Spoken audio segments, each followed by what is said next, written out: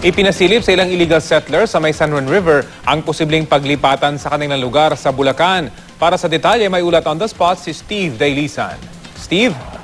Kasi eksklusibo nga nakasama ang GMA News sa may gitisandang kinatawan ng mga pamilyang naninirahan sa gilid ng San Juan River sa Barangay Tatalon at Doña Imelda sa Quezon City. Kabilang sila Rafi dun sa may 1,986 na pamilyang tinukoy ng National Housing Authority at ng DILG na tatamaan ng easement ng San Juan River.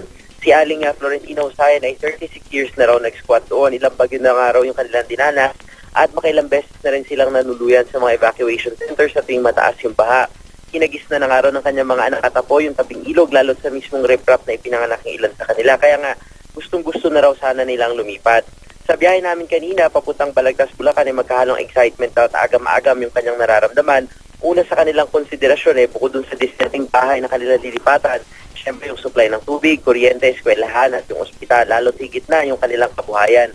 Marami kasi sa kanila, Rafi, sa Quezon City pa rin nagtatrabaho. Sana raw bukod sa 18,000 pesos na alok na rental assistance ng gobyerno, ay magkaloob daw sana mga ito ng livelihood para doon na rin sila mismo magtatrabaho.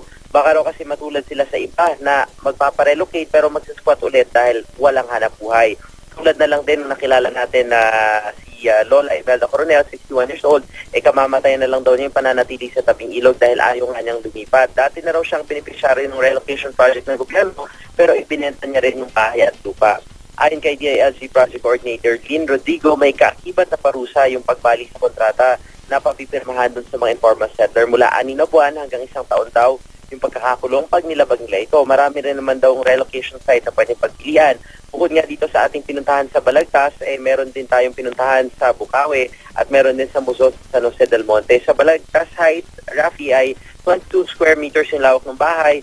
Bare itong itinurn over sa kanila. May balikuran at lababo at may provision para sa loft kaya pwede maging 32 square meters o kasya yung 2 kwarto.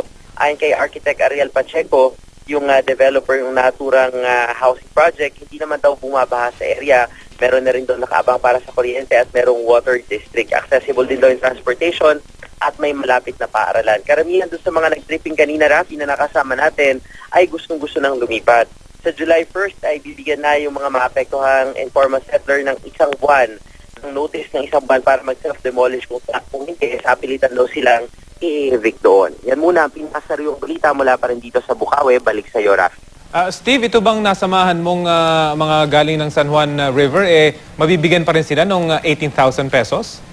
Tama ka dyan, Rafi. At pinag-uusapan nga daw ay kung ibibigay ba ito ng isang bagsakan o 1,500 lang muna. Kasi ang inaalala daw ng gobyerno dito, Rafi, nabanggit natin ng DILG kanina, baka mamaya ipambayad lang ito sa utang o magasta ng walang pupuntahan yung pera. Kaya nga ang iniisip nila dahil rental assistance ito, wala kasing babayaran for the first year. Yung mga informal sector na magpaparelocate, baka saan magasta. Kaya nga ang sinasabi nila, yung 18,000 na ito, sana raw gamitin sa ayos para lang sa gayon kahit pa paano makapagsimula sila ng konting kabuhayan dun sa kanilang lilipatan, Rafi.